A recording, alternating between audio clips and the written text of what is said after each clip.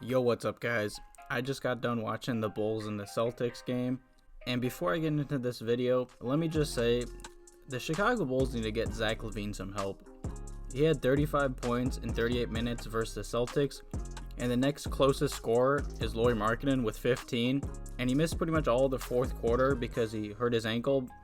But it's just getting ridiculous, man. The Bulls need to trade someone or do something. They need to get another offensive player that can create his own shot, because Zach LaVine is doing it all and he needs help, man. Especially if we want to compete for the playoffs, we need some help. So I saw this article on thewindycity.com. It was 3 bold trade ideas for the new year, and I haven't looked at this yet, so I'm just going to go through it, give my opinion on the trades. Hopefully you guys leave some comments below, and any other trade ideas that you want us to look into, or just any other players we should target, make sure you comment below. But yeah, let's get right into this video. I'm going to throw the article link in the description and everything like that. But the first trade is with the Minnesota Timberwolves, and the Bulls get Cat, and the Timberwolves get Lauri Markkanen, Thad Young, Tomas Satoransky, and 2 first-round picks. And this is probably going to be the boldest trade of them all, I just assume. You know, it's us getting a superstar center in return, and us giving up Lauri Markkanen, a veteran in Thad Young, and another veteran in Tomas Satoransky, and 2 first-round picks. I mean, honestly, this is a weird trade. Because, yeah, Cat and LaVine have both gotten better, but they were both on, Minnesota at one time. Sure, they were young, but I don't know. I feel like we're giving up a lot for Cat. I mean, I really like him. He's really solid on offense, but at the same time, we still have Wendell Jr. And honestly, I don't know. This trade is weird. Like I said, I want you guys to leave some comments below. I don't know how I feel about this, but at the same time, I just don't like us giving up Markkanen, because he's super athletic. He's a great shooter. He has so much potential. And honestly, Jim Boylen he's not helping him Markkanen. He's not running plays for him. He doesn't care that he's not getting enough shots. It's just been a mess pretty much with him all season long. And I also don't like the idea of us giving up 2 first-round picks. So yeah, like I said, make sure you leave some comments below for this trade idea. And trade number 2 is an interesting one. I kind of like this, but I kind of don't. And it's a trade with the New York Knicks. The Chicago Bulls would get Dennis Smith Jr., and the Knicks would get Kris Dunn. It'd pretty much just be a point guard for point guard swap. And honestly, I've always liked Dennis Smith Jr. I remember I wanted the Chicago Bulls to draft him. He's super athletic. He just hasn't fit in with the Dallas Mavericks and New York Knicks. I feel like a change of environment would really help him. He's super athletic, like I've said, and honestly, he really reminded me a lot of Derrick Rose from his college highlights, and just him dunking the same way he used to. So I wouldn't be mad if we did this deal, but it would honestly just end up what the Chicago Bulls front office wants to do with Kris Dunn this offseason.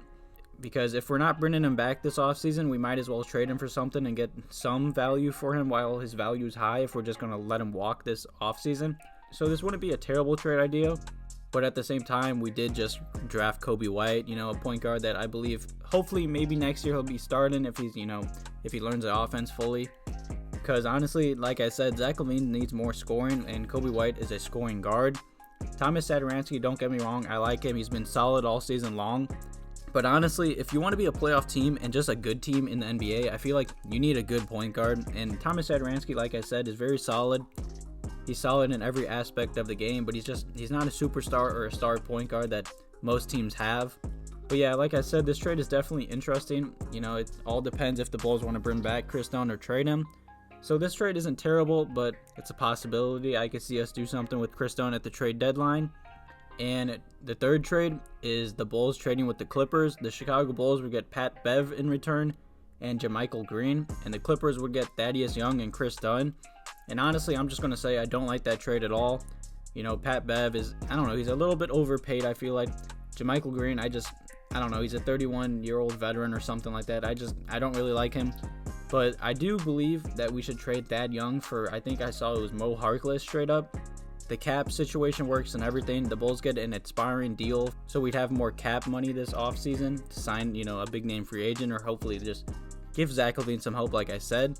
So yeah, I don't like this trade in general, but I saw that the Clippers are interested in Thaddeus Young, and honestly, I like the Thaddeus Young signing, in the offseason, but he hasn't fit with us. I don't know, he's complained about his minutes being low, he's missing easy layups, his jump shot's not the greatest, he's not the player that I saw that he was last year with the Pacers. I don't know, he fell off this year, I don't know. He just doesn't fit with our young team, and honestly, I want us to trade him ASAP. So yeah, I believe a Thaddeus Young for Mo Harkless trade would help both teams. I know the Clippers are interested in him to probably, add some more depth to their bench with a good veteran for the playoffs. And if the Bulls got Mo Harkless, it would obviously help our small forward position because our small forward position is just a mess. Every small forward we own is currently hurt. And I saw that Chandler Hutchison is finally healthy, but Jim Boylen's not playing him. He didn't even play him at all, not even 5 minutes against a Celtics team that has 5 small forwards that are all pretty much all-star talented. So I just don't know what Jim Boylen's doing with, Chandler Hutchison in our small forward position. So yeah, I think that trade would really help the Chicago Bulls if we could just get Mo Harkless an expiring contract in return for Thad Young. We get rid of Thad Young's contract, and like I said, the Bulls have more cap space to sign more players in the offseason. So yeah, those are the 3 bold trade ideas that were in this article. Let me know what you guys thought about these trade ideas in the comments below. So yeah, thank you guys for watching this video. Have a good one.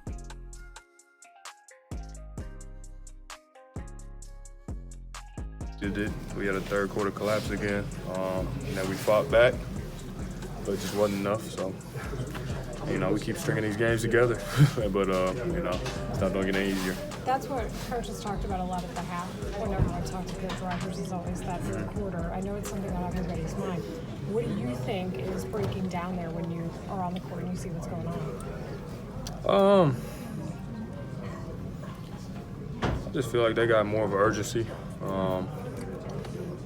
And you got to take that upon yourself. You got to look at yourself first and then others. But they just have more of an urgency, more of a fight. And then obviously we come back with a fight. It's not like we don't have that in us, but sometimes too little, too late. Zach, what do you think of the shortened rotation tonight? I didn't even notice it. First time you only played 8 guys. Oh, really? Yeah. That's coach's duty, man. I'm in the game. I'm playing. I ain't really noticed. It did feature, though, Thad at small forward for the first time of the season. So he was playing with you. Thad did a good job because he can guard multiple positions. He's tough. He's a vet. He knows exactly what he's doing. It's a new offense for him. It's been a little tough for him, but he's a dude that, you love having on the team. And you know what he brings. His mentality. He hit a big 3. He came up with some big stops and steals. I love having that out there. You guys aligned 14 times besides your career high, but I know you like that. Man, you've been hard on yourself. I was better off shooting a jump shot. I don't know why I was missing so many free throws. I shot 50% from the free throw line today. So, I know I did a good job getting there. I just got to convert them.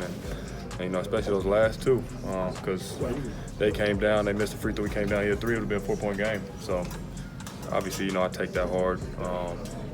I try to make everything, but I got to do a better job of, if I'm that person getting to the line, I got to knock them down. I feel like I have done that, but I didn't do it tonight.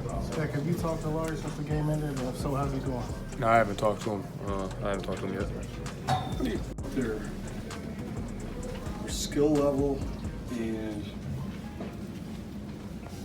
their shot making, made it really tough on us.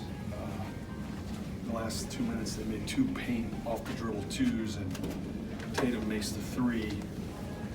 Those are big plays in the game. We had multiple times when we missed a dunk, they get a dunk. Those swing plays, 4-point swing plays, were huge momentum plays in the game. We forced 20 turnovers, but we lose the boards, and it's hard to win when we lose the boards. So, I thought Zach battled. I thought against a really good defender. I thought he made big plays, and we just got to squeeze. We got to squeeze 2 more possessions out in these games. That's what we have to do. That's where we have to develop and grow. 2 more possessions. Maybe it's those 2 plays in transition that we have the dunk, and then they can. We got to squeeze it out. That's what we got to learn from. So, Jim, did you get any early word on Lauri? I've not. Well, you considerably shortened your rotation tonight. Yeah, I did. What was the thinking behind that? I wanted to give it a look. And I played that in. I played three big guys together, and I wanted to look at it. This was the team to do it against. And I liked it. What did you see from him? I just liked it. I just like to have to evaluate a case. I can't give you, I'll have the numbers, I'll have everything tomorrow for you. Okay, but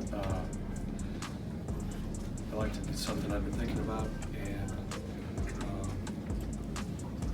we'll see. When you say this was the team to do it against, can you elaborate on that? Well, they have 3, 6, 8 guys that handle the ball and play 2, 3, and 4, or 4, 3, and 2, or so it's a good team to give it a look. Is it a one-time thing, you think? I don't know. I mean, as you know, Joe, I've been wrestling with it. I've been thinking about it, and we haven't had a chance to practice it a whole bunch because of our practice time.